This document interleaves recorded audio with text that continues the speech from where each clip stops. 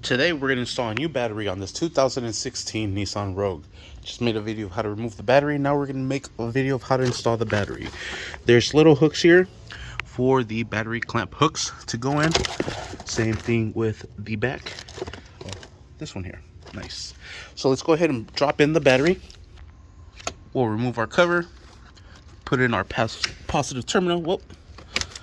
Try to pull that sucker out too hard. That just goes right back on there like so. It should. There it is.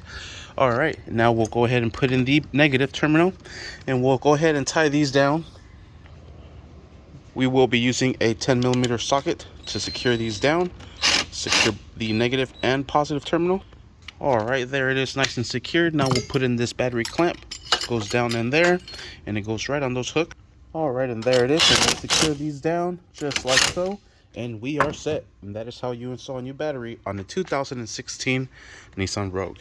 I did not use a battery saver or memory saver, and everything is working just fine. Thank you for watching. Please like and subscribe.